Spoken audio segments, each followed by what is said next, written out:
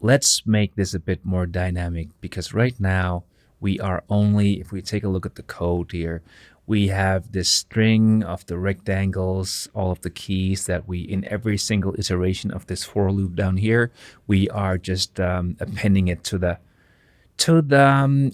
octave. And it would be nice to get rid of this because this looks like a mess. Maybe let's see if we can create everything dynamically.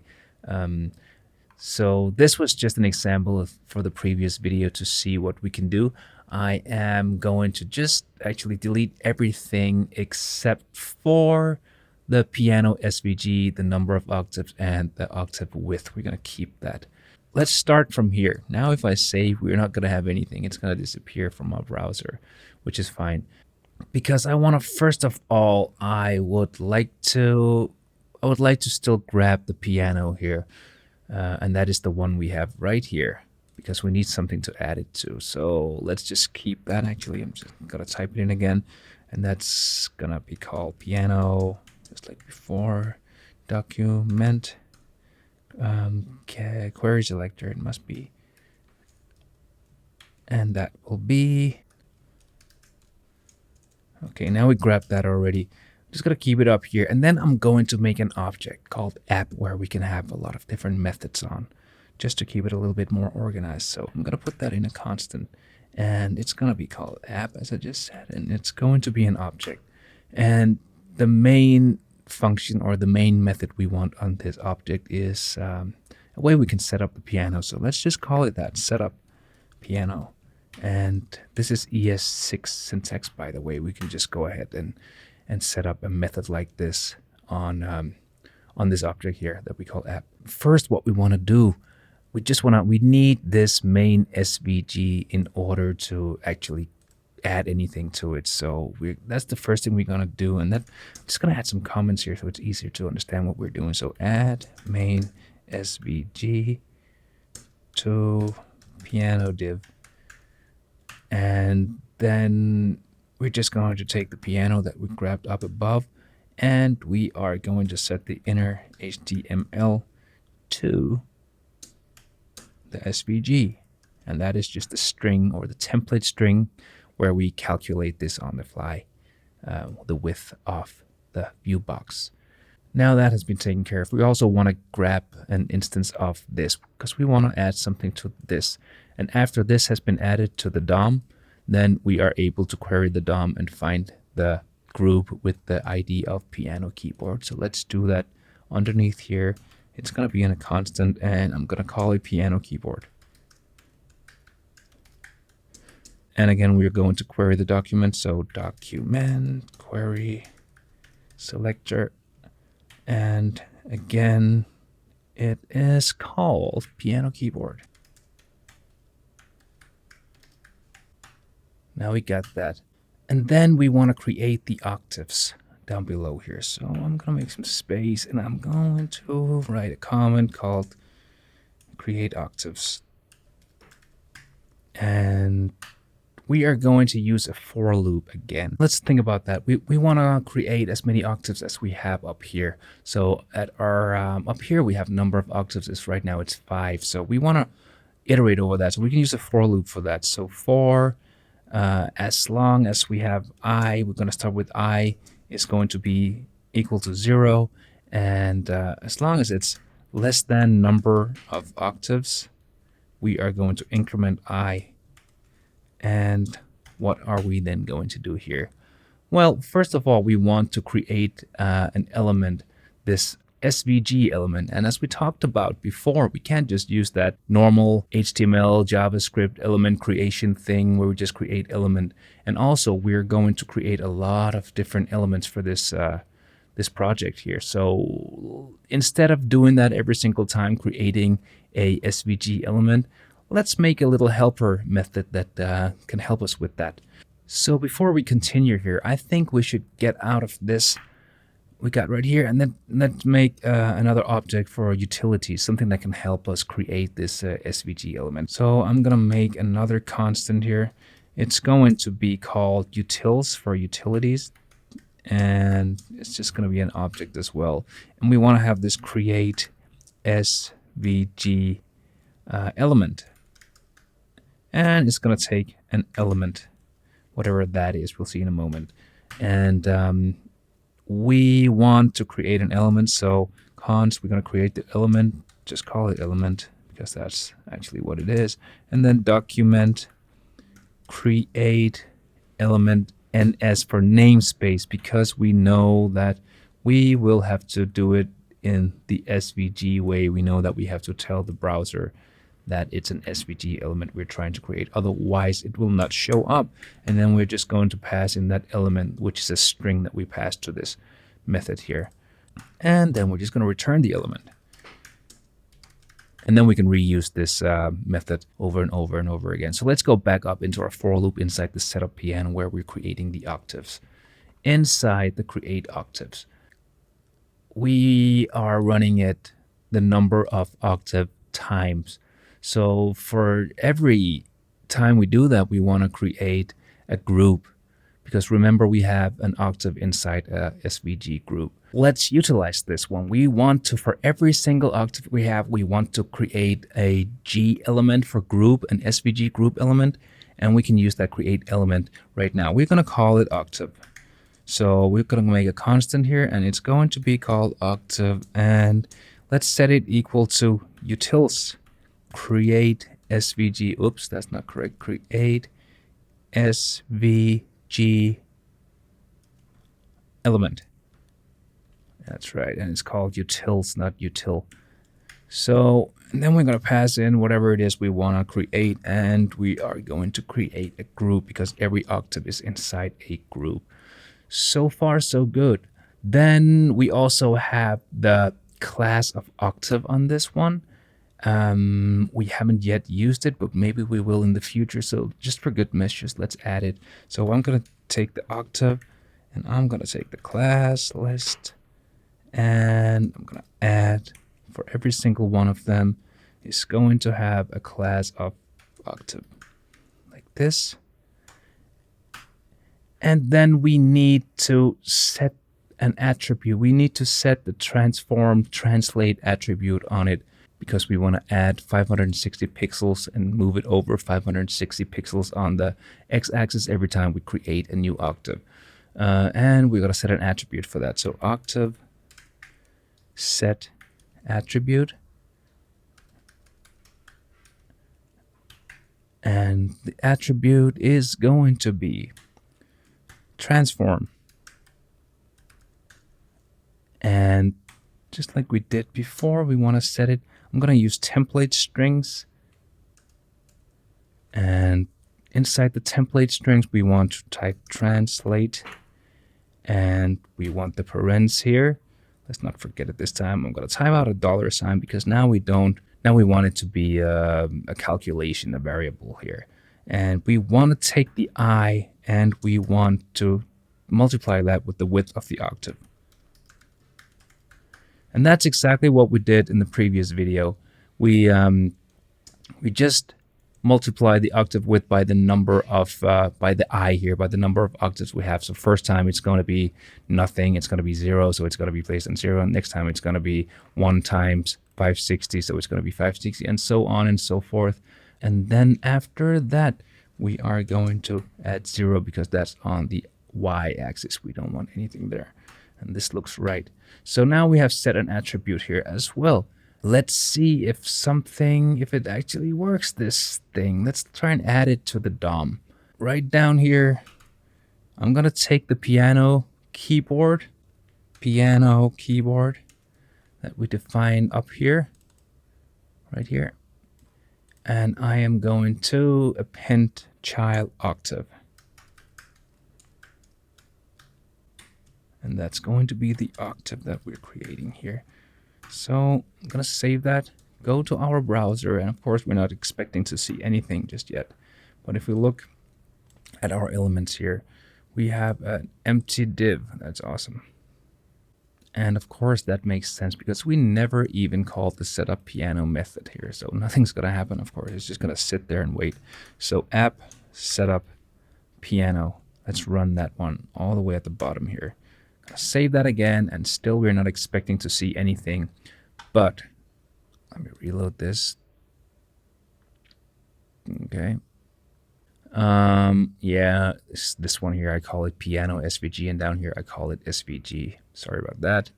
Let's delete this. I'm gonna save it and then go back and then check out the elements.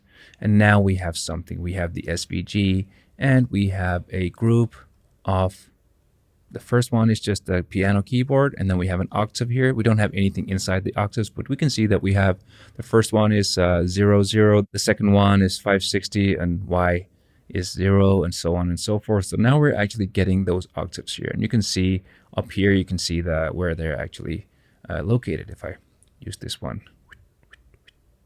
So here, before we add the octave to the piano keyboard, we want to add some keys to the actual octave. So let's keep this one, but before we do anything, let's add the white keys. So I'm gonna add a remark here, add white keys to octave.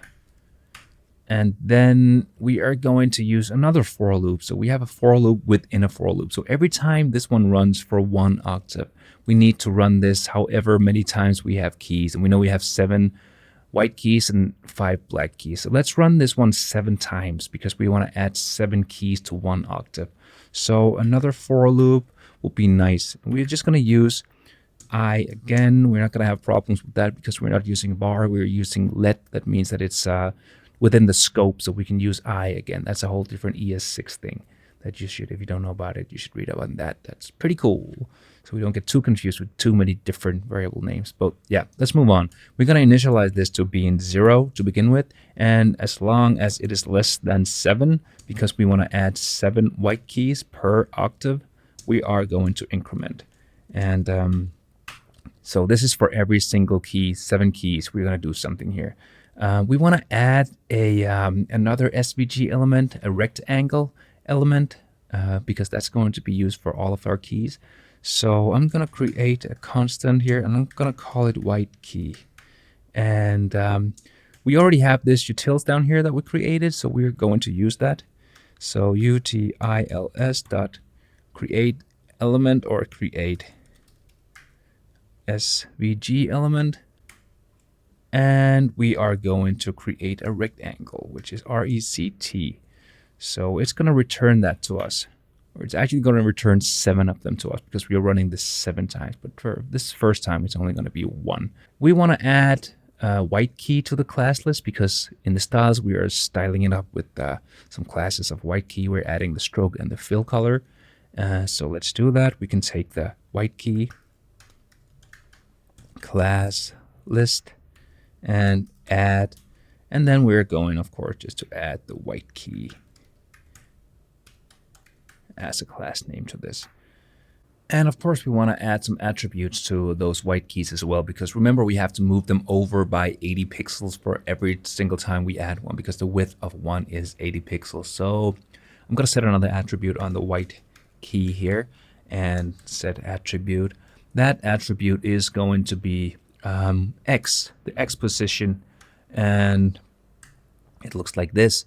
And we want to put in the white key X position, which we haven't defined yet, but let's do that because up here inside, before we start the loop for adding the different white keys here, we want to set up a variable here called white key position, because we want to have a place where it actually starts so we can increment it by 80 for every time we want to add one. So white key, let's call it X position.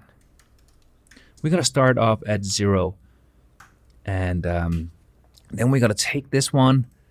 We're going to put that in as our value for the X attribute. So the first time this runs, of course, this will be 0, which is what we want, because we want inside the first octave and the second octave, we want the first key to be located at the X position 0. And then we'll increment it in just a moment here. But let's first of all set some other attributes, the width and the height. We're just going to hard code that because we know that's going to be 80 and 400. Maybe we'll change that later on. So white key set attribute. And we're going to set the attribute of width and give it a width of 80 pixels. We're going to do almost the same thing, just use the height instead. So I'm going to copy this. And I'm going to set the attribute height here. It's going to be 400. Okay, So now we have that. Now we want to, for the next time this one will run, we want to take the white key position and we want to increment that by, yeah, you guessed it, the width of it, which is 80. So we can take the white key X position here and we can just add 80 to the value of it. So the second time it's going to be 160 and so on and so forth. Of course, down here, we're going to take the octave that we created up here and we're going to add all of our different white keys to it. So we're going to take the octave and we're going to go append child. And we are going to append the white key that we just created here. So that will be done 7 times, 1 for each key. And then after this loop has run, we're going to, like for every number of octave, we're going to add the octave that we just added the keys to the piano keyboard. And I hope that makes sense. So let's save that and see what happens here. Let's go back to the browser and wow, we can see something here. We have a lot of white keys. We have 5 octaves of white keys. Let's go back and let's change this to 4 and see if we get more or less. We should get less. Let's go back here and it looks like we're getting less. So that's awesome. So far, so good. We added a lot of octaves with white keys. Now it's time to add the black keys. And we're going to create the black keys in a similar way as the white keys. It's just going to be a little bit different. I'm going to add a remark, a comment, add black keys to octave. We're going to use a for loop this time, just as we did with the white keys. And we're going to use the same I, let I equal 0. And as long as I is less than, what is this going to be? Let's think about this. It's going to be 5 because we only need 5 black keys per octave. So as long as it's less than 5, we are going to increment I. And then we're going to do some funky stuff down here. First of all, we're just going to create the black key. So we are going to do that like we did the white key. So const is going to be black key, which is going to be our utils object down here that we create SVG element, and we're going to create a rectangle just like we did with the white key. Now that has been done, we want to add some classes and things to that. I'm actually just going to copy all of this stuff from up here and down to the add black keys for loop here because it's basically the same thing. I'm going to add black key here. Oh, so instead of white key, black key. Set attribute X, we want it to be black key X position. So black key X position. And we haven't yet created this one. So let's do that up here because we're going to do the same thing about incrementing this position here. We're going to set it initially. It's not going to be 0. It will be 60. Because remember the last video, we know that we start at position 60 to place it just between 2 white keys. So we're going to set that to 60. We're going to take care of that up there. And then we want the width to only be half of the width of the white key, which is 40. And of course, we want the height not to be quite as big. So let's just set it to 250 pixels height. And right here, we have to make a check because there are some different spacings between the black keys on a piano. They're not just all aligned up nice and next to each other. You have 2, and then you have a bigger space, and then you have 3, and then you have 2 again, and so on and so forth. So we're going to have to check if it's the second black key that we're adding. So a way to check if it's the second black key is to check the I, because we're running this 5 times. So when I is 0, it's going to be the first black key, and when I is 1, it's going to be the second black key that we create for this. So down here, if I create an if statement, and so if I is equal to 1, which means it'll be the second last or the second black key we are creating, then we are going to increment it by more than 80. Remember, we have 80 pixels between them because we want them to be the same width or spaced out the same width as the white keys are. So we're just going to double that. It's going to be 2 times 80, which is 160. So we're going to take the black key position, X position it's called, and we are going to add 160 to whatever that is right now. Just increment it here, or 160. And otherwise, we're going to make an else statement. And otherwise, we're just going to take the same black key X position and add the width of the white key to it, which is 80. So that's going to be black key X position plus equals 80. Okay. And then after this statement, we should probably add the black key to the octave, just like we did up here, right? So yeah, let's do that here. So octave append child, and that's going to be the black key. And let's have a look and see what's happening. We probably have some errors. We always do. Actually, it doesn't seem like we have any errors here. So that's great. Let me go back to the code. I think it looks like they're not totally the right color. They're totally black. I want them to be not totally black, just a little bit dark gray. So that's because I forgot to add the class here. So that's gonna be the first thing that we do after we create it. So down here, I'm gonna take the black key and I'm gonna take the class list and add a class to that list. And that class that we're adding is going to be black key. Just like this. And then hopefully it will add the class of black key so we can have this stroke and this fill on it. Let's save it and go back and see. And it looks like it's a little bit more lighter than it was before. So it works. It definitely works. Let's try again and add some more octaves. Let's say we want 7 octaves and go back and we can have a look at this. We can still take it and we can still adapt it, but everything works kind of dynamically right now. If you go into the body tag, we can see we have this div of piano, and then we have our SVG inside the piano keyboard, which is one big group. We have several smaller groups, one for each octave, and as you can see, they are moved over on the x-axis. You can see when I go through them here, they are selected on the top, and then we have all of the white keys here first, and then the black keys, and they have the correct X and Y position. Of course, Y is only going to be 0, so we didn't set the Y position here, so we don't need to do that as default. It will default to 0.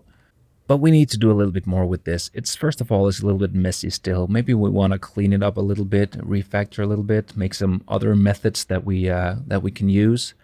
And after that, we also need to add what are the actual note names, because right now we have no idea what the actual note names are. We're just looking at a piano that we created from memory because that's what a piano looks like. So the computer, the JavaScript doesn't know that this is a C and that this is an F and this is like a B flat. So we need to add that as well. And we're going to move on with doing that in the next video. Join me, please.